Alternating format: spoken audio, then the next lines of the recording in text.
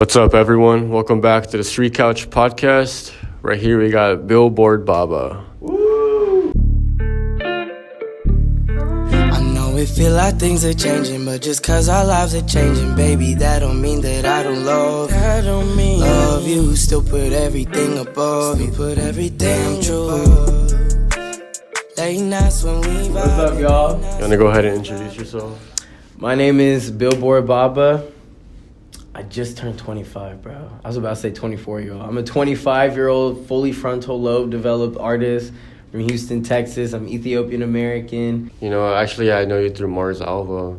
Yes, sir. He told me you were the guy behind Break the Tension. Do you want to talk about that? Yeah, bro. So, man, Break the Tension, I mean, it's within its name, you know? We really try to just completely eradicate this atmospheric feeling of tension sometimes when you go out to events or just kind of anywhere in life. You know, sometimes we act a bit apprehensive or try to act too tough or cool, you know, when it comes to just everyday life.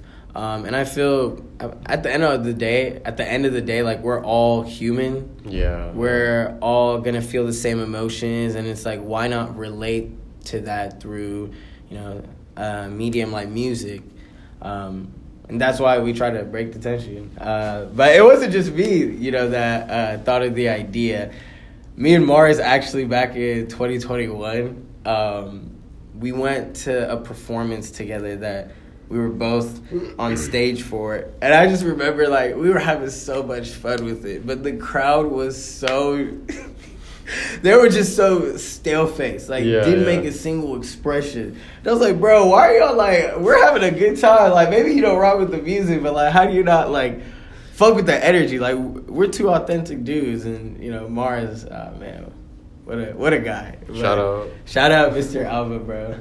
The Yapatron himself. But, dude, yeah. I love that. It was perfect for the podcast. Just getting into, like, talk. The episode was so funny, bro. But, yeah, one day after that event, we were just like, why can't we do something like this ourselves, where we create a space and a community and just try to connect through the music? And the next month, literally December 15, so 3 years ago, we threw our first ever show, and it's been a ride ever since. It's pretty dope, man. Yes, sir. So, like, where did y'all do it first? Like, y'all do it at a specific venue? Yeah, so the first Break the Tension was at Super Happy Funland. Yeah, I love bro. that place. Dude. People talk shit about it, but I fucking love it. It's like, it's a mixed review, bro. Because some people really enjoy just the, I guess, decor. You say, bro, it looks like Five Nights at Freddy's, bro. On me, like, if you just got dropped there with no explanation and you woke up in Super Happy Funland, bro, you'd freak the fuck out. Imagine tripping on acid and, like, waking up there, like... Dog. You would think that all the, like, figurines and... I feel like they got animatronics, bro. They go, like, just jump and attack you, but... Nah, it was a great, you know, first place to throw it, and a very memorable event for us, because it was a foundation for realizing that making a vision or space like this, like, come true. Yeah. You know, it was crazy. You're like, what the fuck? That's how easy it was to kind of, like, throw your own event and, you know, just connect with people. So, yeah, it's something that, it's honestly really crazy. It's awesome, man. I didn't go to Break the Tension, but I went to Boys Don't Cry. Was that also you? Yeah, that was a Break the Tension show. Yeah. Okay. So the thing about Break the Tension is we realized that there are so many different genres within the musical space that, you know, different people resonate with and relate to. So our first event actually was like genreless. And a lot of our events, we've had artists that range from, you know, neo rock to fucking dream pop to electro R&B, and we have DJs, and we just hella bands. Like, it's such a amalgamation of music that, you know, we were just like, we can't just have one genre or two or three or four, because what if there's somebody that's like, damn, like, I wish they had this? And then we do have it. So Boys Don't Cry specifically. So this year we start taking a direction of trying to throw not only our bass events, but more, I guess, genre-focused events. Okay. So the Boys Don't Cry was like an alt-pop experience. Yeah, if you yeah. like saw on the flyer. And then we have a Break the Tension coming up this Sunday. Okay. That's more of a hip-hop and R&B experience. Okay. And so we're trying to just come up with new ideas and cater to the community and what everybody likes. That's pretty dope, man. What was that word you used? Amalgamation. Amalgamation. I was like, whoa. It what means was like that? just the. I was about to use another big word for this. Amalgamation. Amalgamation. Okay. It basically means when you take everything and just put it together.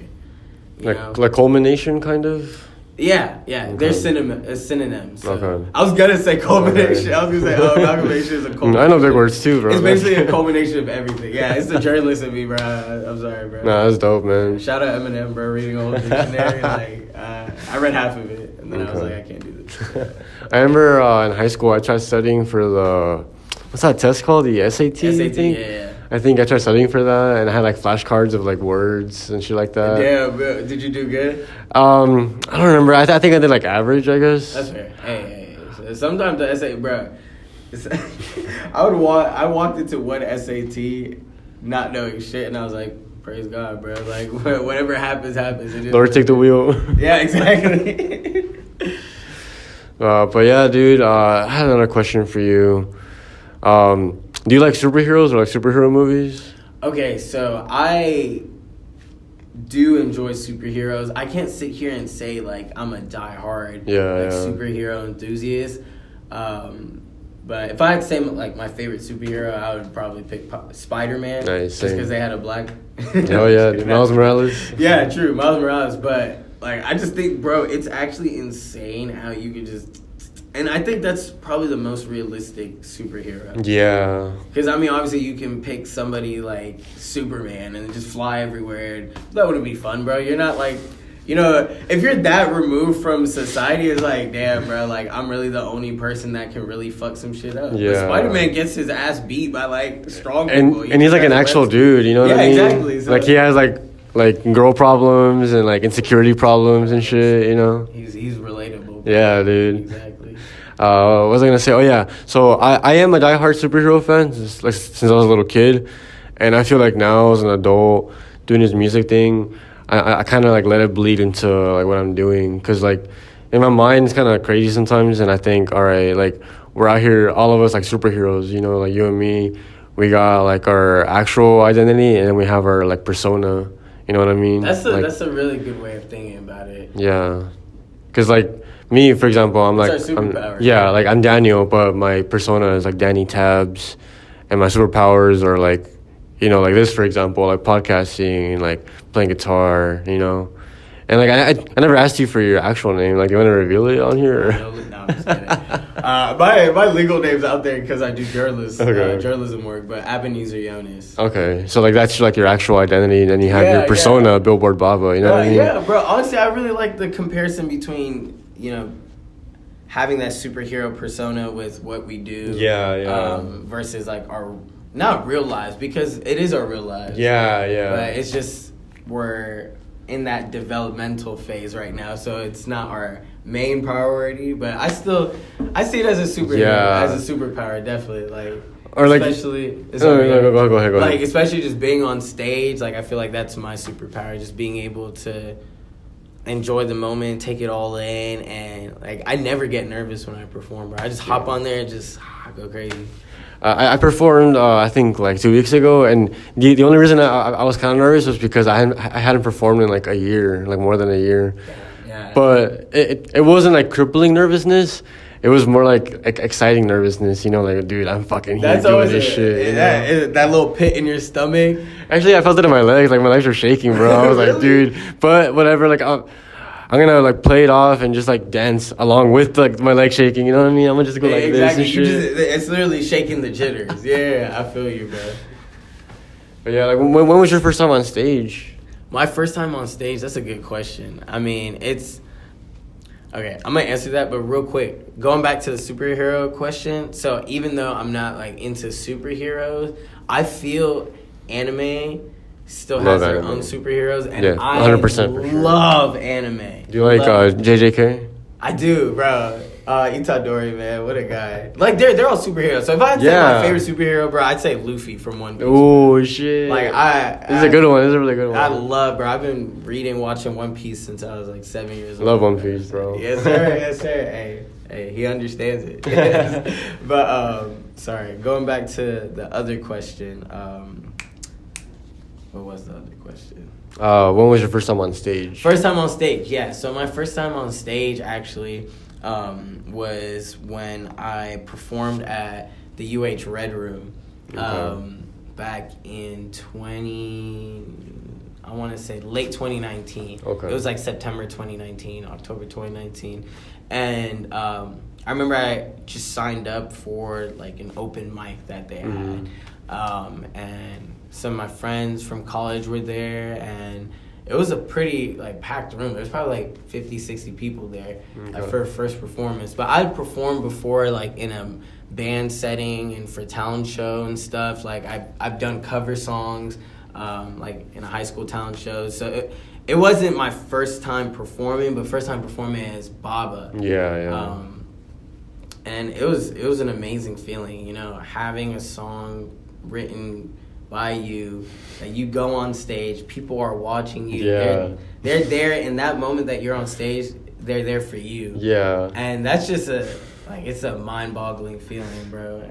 And it was amazing. And ever since, I feel I've just honed my craft of performing. And like when I perform, I don't see naked people. Like I just act like no one is there. I'm like, bro, if I was performing to me, like how would I like? Sometimes it's easy because like the lights are kind of like blinding you, and you can't really see the people. I love that. Yeah. But even sometimes I'm like, damn, where is anybody there, or it's just the lights are too bright? Yeah. Shit, I fucking had a thought. Okay, so like whenever you were telling me about that, I remember like going back to Super Happy Funland. I remember going to a show there. I might have gotten baked, you know, like allegedly. Allegedly, hey. Sources say. Yeah, sources. And I was watching this band called In the Low, and I was just watching them, you know, and I was like, dude, everything they're playing right now came out of this guy's mind, you know. It's crazy to think that. Yeah. Every time, like, I was just thinking, like, everything I'm hearing, everything that I'm seeing came from this guy's mind. Like, that's fucking insane, bro. And I was just there, like, stoned, you know what I mean? You're just in awe. Yeah. It's crazy, you know. I mean, but just in anything you do in life, you know, like we were talking outside for a little bit, how you're really fascinated by computers and how you've dived into, what was it? AutoCAD. Yeah. You know, you have to write the code, bro. You have to be able to put that together. And so, I mean, music, code, anything in life, like it's crazy when you're appreciative of something like that and you're like, damn, bro, how the fuck did you sit here and think of this to come out the way that it did? Yeah. Yeah. And like I thought, allegedly. And like something I think about is if you look around you, like everything around you was once in someone's head. Yeah. You know what I mean? Like all these mics or whatever, all this guitar, these pedals. So it was in someone's head and they designed it. Of this room. Yeah, dude. It's crazy. Yeah, it is, bro. It is. There's a feeling of, this is completely unrelated to that, but I feel like it is in a sense. But do you know what Sonder is? Sonder, that sounds very familiar. So it's the feeling that everybody has their own complex, unique, like completely unknown lives that you will never get a chance to know. Kind of like some multiverse shit? On some multiverse shit. Like, okay. I saw a picture the other day, and it had like 100 cars in it, and there was a caption for each car, and it was like, this person is driving home after finding out they got promoted. This person is driving home after finding out their dad passed away. This person just got their first kiss. This person this, and it's like, man. That's wild. It's so outrageous to just really take all in. Yeah. But... Sorry, let me not take over there. No. I just thought of another question. So, like, it's a more personal question. Do you have anything that you struggle with, like mental health wise, or just like in your daily life? You know. You know, I appreciate that question because it's good to be open. We all have our struggles. Yeah, I'd definitely be lying if I said I didn't. Like, especially recently, because balancing with the journalism with the music, like I moved out from the Houston area to Sealy, and living there, even though I'm only like an hour away from most things, because of the tedious job I have in journalism, it just sucks the life out of me sometimes. And so I haven't been able to, I guess, go out to as many events, see my friends, or even work on music for a moment in time. I had to adjust to the new job and everything. Now I'm working a lot more on music. But it all kind of came down on me, and especially sometimes smoking, I feel like can make you forget all the like things you're upset about. Yeah, yeah. So even that itself, I'm like, bro, I want to be able to be sober and sound in those situations that I'm in. But sometimes, you know, it's a what's it called? What's that word for? It's a vice. Everybody has their vice. Yeah. So I would say for me, like, definitely some things I've dealt with, like regard to. Sorry, I gotta collect my thoughts. I'm high. We'll cut that out. But just regarding, you know, kind of that feeling of being lonely, you know, not seeing my friends or being in the community as much, and that's definitely taking a toll. Yeah. And I would say just weed can be fun, but just be careful with weed, okay? If you're smoking it for the wrong reasons, that's when it starts to become an issue. Yeah. If you like overdo it also. Yeah, definitely. But also, look at Snoop. For real, look at Seth man. Rogen. Yeah. Bro. Like, how the fuck do they smoke so Wiz much? Khalifa. Wiz Khalifa, bro. Like, how they're lying, bro. I feel like they just spark it up for a video and they're like, all right, put that shit out. You know? Like, I got that shit away from you, bro. Right. Imagine in an alternate universe, bro. Snoop Dogg is like an drug ambassador. Do you watch South Park? Bro, I used to, yeah. There's an episode where like Will Smith moves into South Park and he calls Snoop Dogg, and like Snoop Dogg, he's like making like a rap, you know, and his phone rings, and then he answers it, and then like talks like completely different, like, oh, hello William, how are you, man? Like with a white person voice. It's code switching, bro. It's code switching. I'm not gonna lie, I'm definitely guilty of code switching, bro. Bro, yeah, same. Especially if you talk to like adults or like your parents, you know what I mean? Like older adults. I would say it's more so because like the area I work in is definitely not as diverse ethnically as like Houston. Yeah. So I definitely code switch over there. Okay. Because a lot of the slang, a lot of like, and also the town that I work in is a lot of older folks. Not like the younger generation here that are more open-minded and I guess leaning towards those artistic or creative modes. So I have to definitely code switch over there. But I feel like everyone has had to. Yeah, of course, man. Yeah. Especially if you're like at school or at work. Yeah, you know what definitely. I mean? You have to be more professional or whatever. Imagine you slip up, bro. I'm guilty of slipping up at least once or twice in like in a professional environment. Bro, I had this one time. It's not necessarily code switching, but it's just random. When I used to work at a restaurant called Papacita, you probably heard of it. Yeah. We're having like a big company training, right? And I remember this dude was in the back kitchen. Didn't know who he was. Never seen him a day in my life at that restaurant. And nobody told me who he was, nothing. So our training comes around and we're like trying out cocktails and all that. And one of the assistant managers, she's like, okay, guys, how do we greet customers? What do we tell them if they want a drink? And I raise my hand. I say, I'm like, what the fuck do you want? Like, as a joke, because the staff, like, I fuck with them. Like, we're all, like, we would all joke around all the time. And I'm like, what the fuck do you want? As if I would say that to a customer. Bro, it's dead quiet, bro. And she's like, well, although that's a joke, that's not funny. And I was like, oh okay. And later on, I found out that was the fucking vice president of the company, bro. They were so mad at me. I didn't get fired, though. Yeah. But code switching, important. Yeah. It's hilarious, man. So, like, how did you get into... I mean, like, I know we talked about it out there, but I'm going to talk for the audience how you got into journalism. So, journalism, it was actually an unfortunate story, but everything has its happy ending. So, I used to be in band. Like I was telling you, I used to play clarinet. I love clarinet. Matter of fact, if I wasn't a journalist, I would most likely have been a clarinetist in like a symphony orchestra or something. Damn, so. Yeah, I loved it. I was obsessed with it. And so entering high school, my freshman year, I was like, okay, I'm going to get to the top band by the end of the year. Like when I go to state solo ensemble, I'm going to do a class 1 solo. I'm going to kill that shit. Like I would practice every day obsessively. And I had a band director that did not like me simply because of the fact that I tried too hard. And she told some of the other students this, like the little band student council they had. Verbatim told them, yo, AB tries too hard. It's like, you're a student in school, bro. Like you're supposed to try hard, especially if you're passionate about something. Yeah. And so I asked her, oh, can I do like a class 1 solo?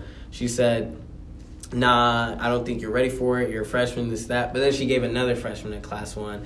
And she was like, oh, but if you can get 1 on this, I'll give you a class 1 solo next year, this, that, right? My sophomore year comes around, bro. You can rent clarinets from school. So I try to rent a clarinet. And she's like, damn, what's crazy is that we don't have any working clarinets anymore. Dude. So you're going to have to take this broken one, and they're going to come and fix it. But it's going to be a couple weeks into the school year.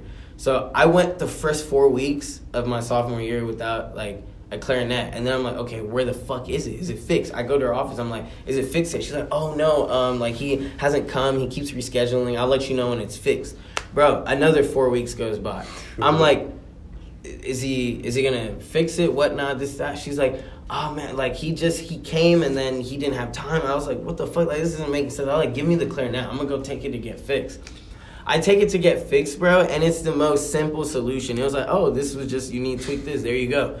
And I was like, bro, this bitch actually hates me. Like a grown adult is hating on a 15-year-old for like trying to pursue a dream. It was crazy, bro. So I go back to band after that. And the entire 8 weeks I didn't have my clarinet. She would make me like finger practice while we're having like a full practice. All the other instruments, I'm there sitting there like this, bro.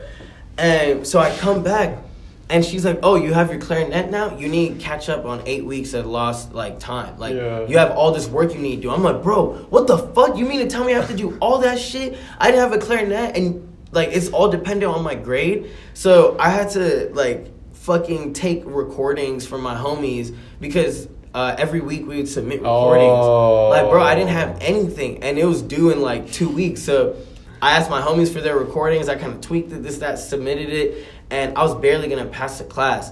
And then I was like, bro, like honestly, I need to get out of this because it's kind of toxic. It was very toxic, and I got out, and the club I joined, which goes back to journalism, was journalism. Because I was like, damn, I love writing. Like, let me at least try this out.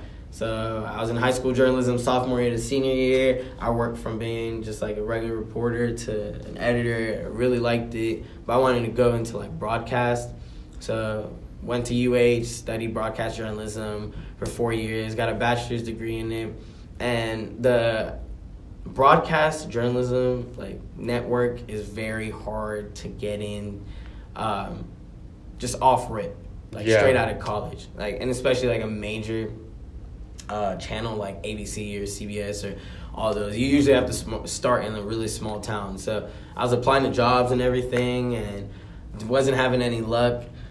For the first year, I was working at this coffee shop called Tiny's Milk and Cookies, and I had a friend in college. Man, like I literally would not be where I am without him. So I have to shout him out. His name's Trenton Whiting, and. They turn up over there. His name is Trenton Whiting, and we just stayed connected throughout college, after college. He made music too, so we would collab. We actually have a song that we worked on together. That's dope. Yeah. One day on his Instagram, like I saw he posted a story that he wrote, and I was like, yo, like a print story, like an actual physical newspaper you pick up. And I was like, yo, like, is your newspaper hiring? Because I just want any journalism job at that point. And 4 weeks later, I got on board, was on this paper for about a year, got laid off by that company because of some crazy stuff we won't get into. Then they brought me back with a promotion, And here I am now as the editor of the Colorado County Citizen as well. So y'all go check that out. That's dope as fuck, man. Yeah. Like, do you feel like journalism, like working in journalism, helps you out with like your own stuff with like Billboard Baba? That's sorry. Kind of like promoting yourself or like just creating content for yourself in a way. That's a good question. I would say so far, I never looked at intertwining kind of my skills that I was learning from journalism with music. It just kind of felt like journalism is it's such a very like work heavy job and time consuming job. So at first I was just like, damn, like being in this job is taking away from me being able to pursue music, which is like my number one passion. But I've been brainstorming ways to really like intertwine the two. Journalism definitely, and music. I had actually made a post about this yesterday. They're one and the same because, I mean, writing music is telling a story. And I look at journalism the exact same way. So in that sense, I definitely do feel that journalism has helped me sharpen my skills as a writer even more. I thought I was a good writer before I started working as a journalist, but now I just feel like I have a lot more attention to detail to the lyrics and what I produce when I write. So I definitely will say it's beneficial. It really is. So it makes a lot of sense because like I didn't think of it that way, like the writing aspect. Yeah, very similar, bro. I mean, like writing a book is like writing music. You just with music you make words rhyme and you space things out, and it's all a creative artistic outlet. Do you write a lot of lyrics often? Like, do you keep like a notebook full of lyrics or like on your phone? Yeah, on my phone definitely. I would say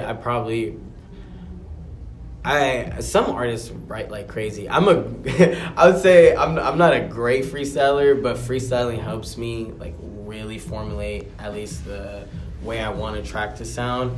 But as far as writing, I'd say maybe 1 to 2 songs like a week. Okay. But a lot of those songs won't make it to the light of day. I'll write this and be like, nope, I don't like it. Okay. I'll write this and I don't like that. Yeah. Do you like sit down and have like writing sessions for songs, or like do you just like think of ideas real quick and just like write them down as you think them? It's a mix of both for sure. Like, I'll definitely feel very inspired like in certain moments and just sit down, play a couple tracks and like write to it. Other times I'll kind of just be on the road or out and about and I'll have like literally just a random sound in my head pop up. And then I'll kind of feel it and then think of a couple lyrics. Like if you were to go through my phone, you'd find some notes where it's literally just one line. Because like I'll think of a bar and be like, damn, that'd be fire. And I write it down. So it's definitely a mix of both. And I think freestyling, like I mentioned, like that is probably my biggest way that I write music. Is I'll just freestyle either a melody or like I'll say words that I really like, and then that's the foundation of a song. Because like I'm not really like a rapper, or like probably like not even much of a vocalist, but something I've been doing lately is like putting on lo-fi beats like while I shower and try to like freestyle rap over them. Really? Bro, I think freestyling, a lot of people just associate it with rap. And I just think that's completely misguided. That's true. I mean, every genre except, instrumentals.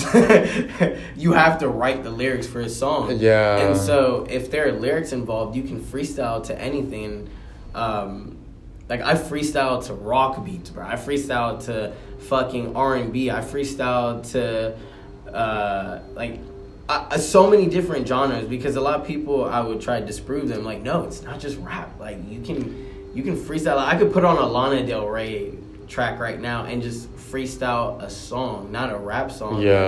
But yeah. You know what I just realized? I think jazz is kind of freestyle, because like a lot of those like jazz recordings, like all those like they weren't written out. Like they were just feeling the music and just playing whatever they felt. You know.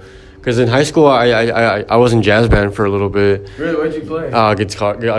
Oh, that's awesome. Because like in high school, like I didn't know how to play anything at first, just guitar. And then the marching band was having tryouts for a guitarist, because they were gonna cover Muse, you know, the band Muse. And then they needed a guitarist like to play with the pit. And I tried out and like I got in. I don't know how, because I just started playing guitar.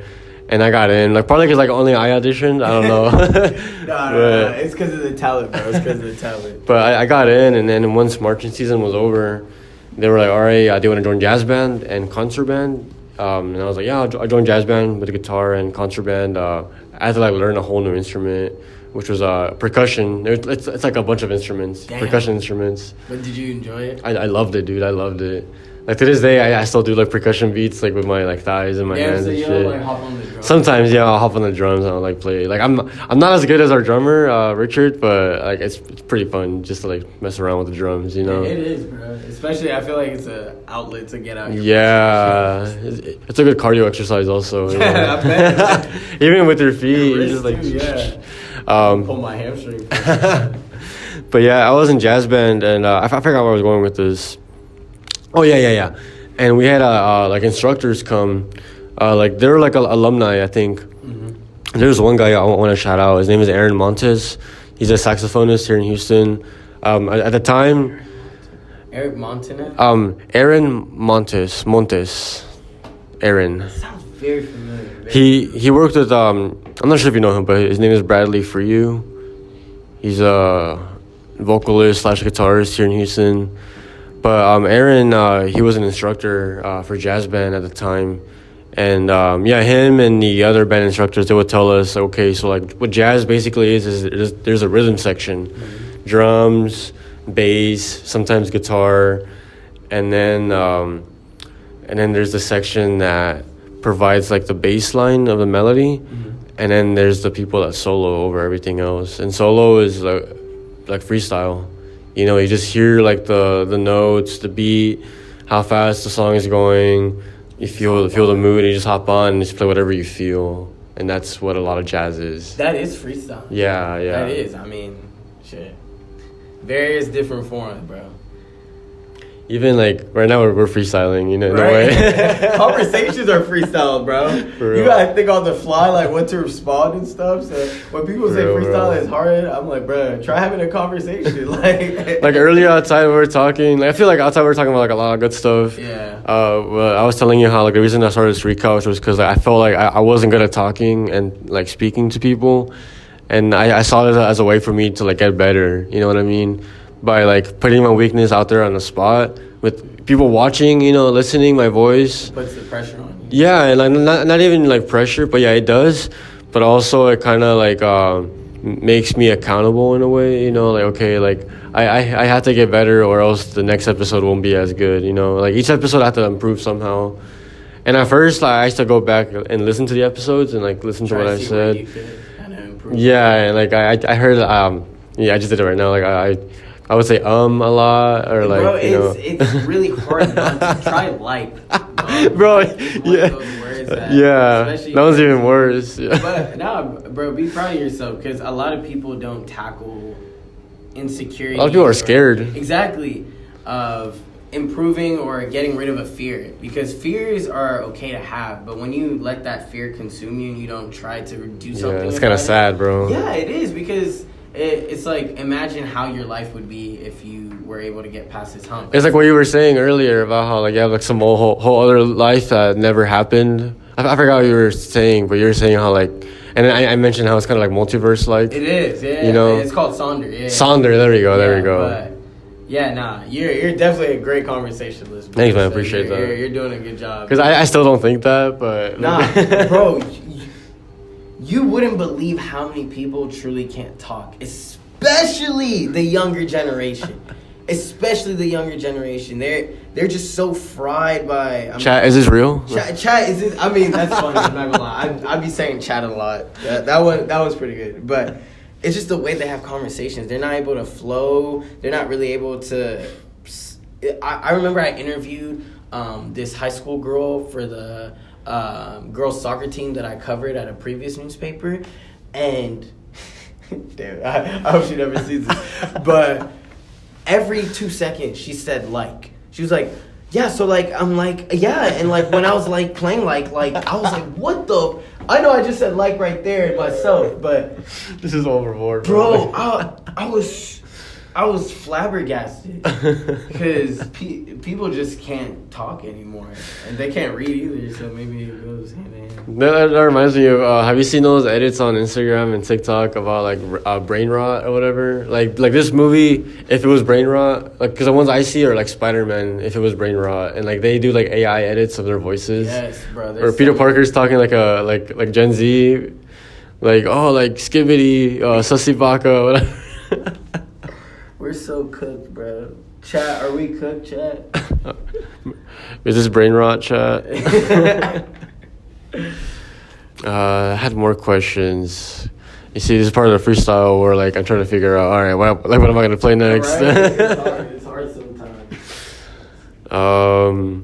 So like, what are your plans for next year for Billboard Baba? Do you have any releases or performances planned for next year?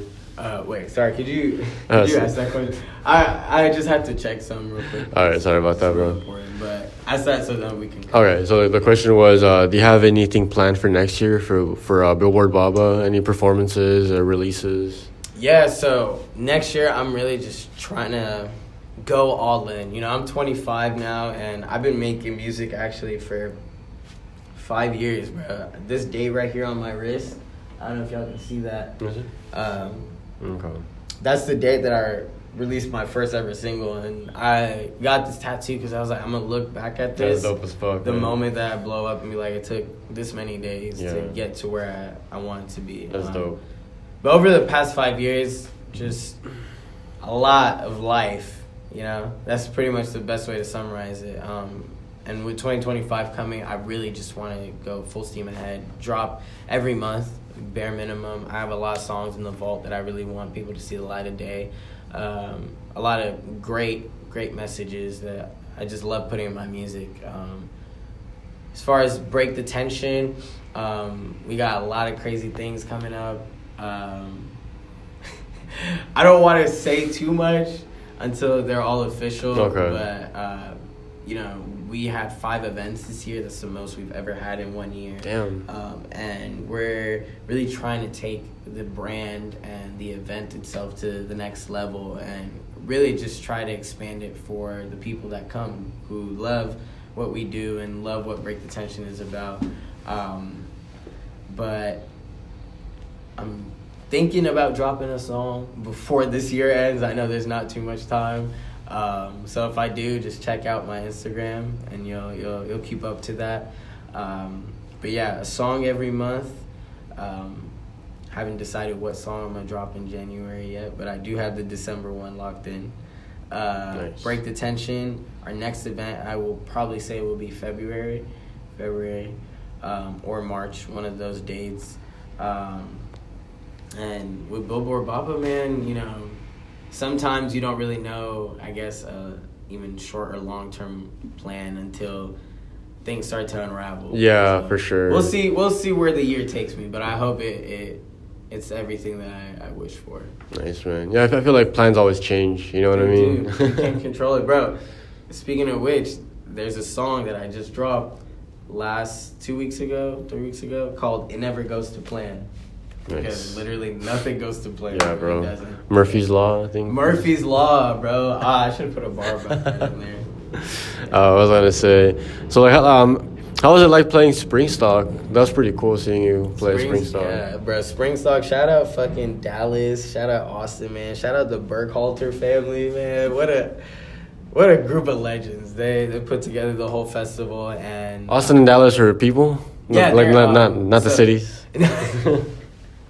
That makes, yeah. See, because I was thinking from like I know the perspective, but hearing that out loud, it's like, yeah, I'm talking about the cities. Yeah, so Dallas Burkhalter, he's the founder of Springstock. Okay. And his brother Austin, his other family members, they kind of help out with the event and put things together really, really, really smoothly, bro. Like nice, one of the nice. best run events in Houston. Yeah, bro. for sure, dude. Yeah, and it was an honor to be on that stage, bro. It was so much fun. My last event there, bro, somebody brought out a tortoise. Yeah. In the middle of my fucking performance, bro. That shit was so funny because, like, you know, as a performer, you have to really adjust quick time to when things happen. Yeah. Bro, that tortoise took all my shine, bro. I was like, bro, this motherfucking, bro. What was that, Master Shifu from Kung Fu Panda? No, what was the turtle? Oogway. Master Oogway, bro. Life I is was present. like, Oogway, get out the fucking way, bro.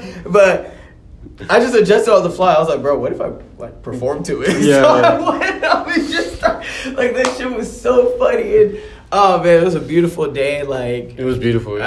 I love the energy. All the other artists were great, and that was my second time performing at Springstock.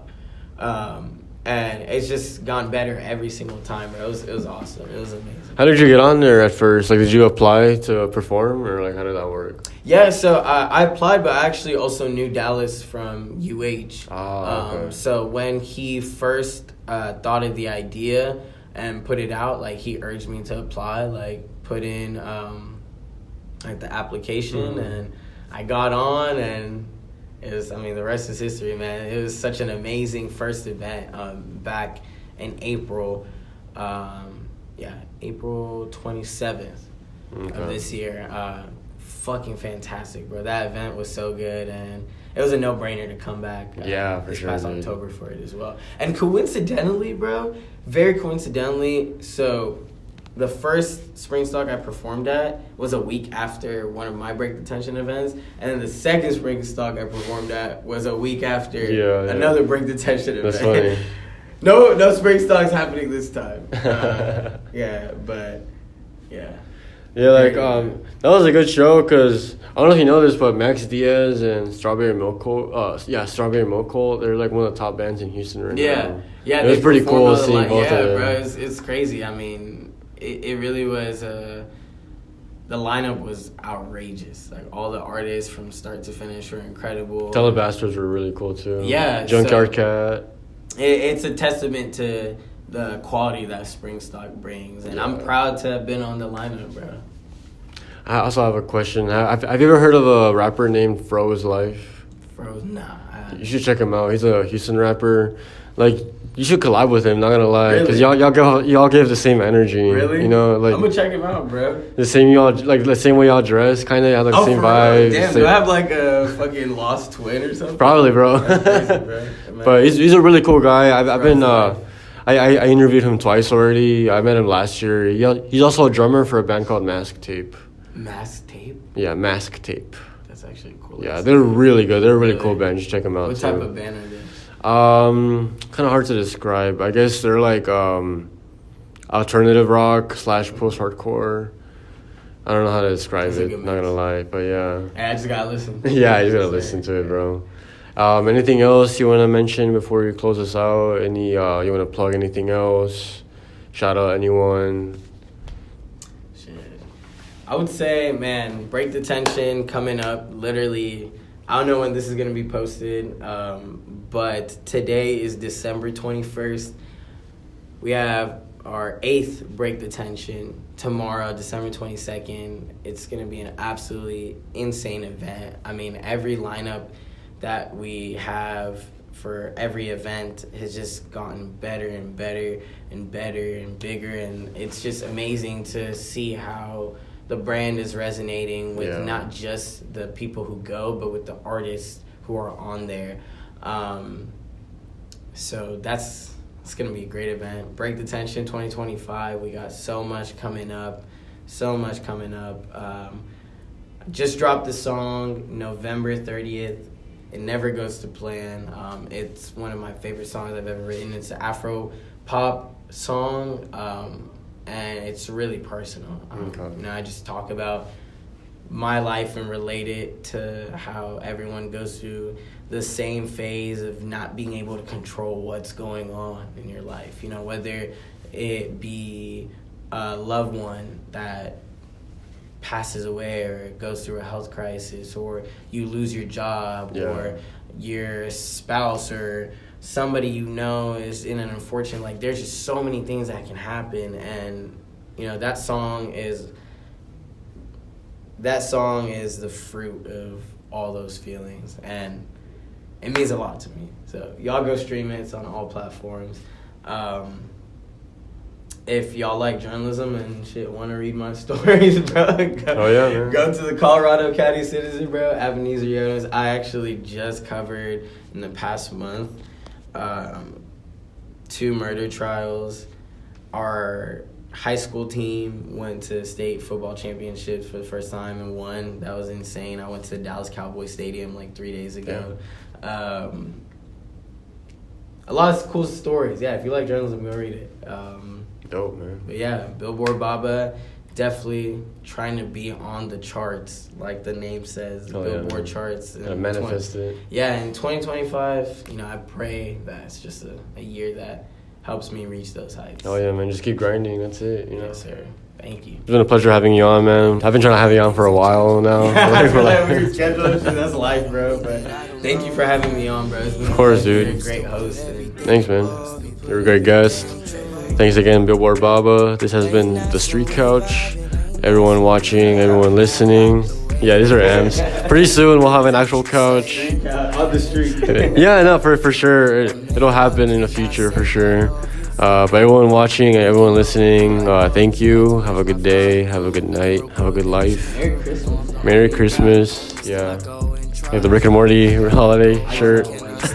Alright, peace. Pull up, she just been the drop now. She a dime, but I'm a quarterback, be making touchdowns. Calm down, we just never calm down. Even when the sun down, we keep going, merry-go-round. 2 times.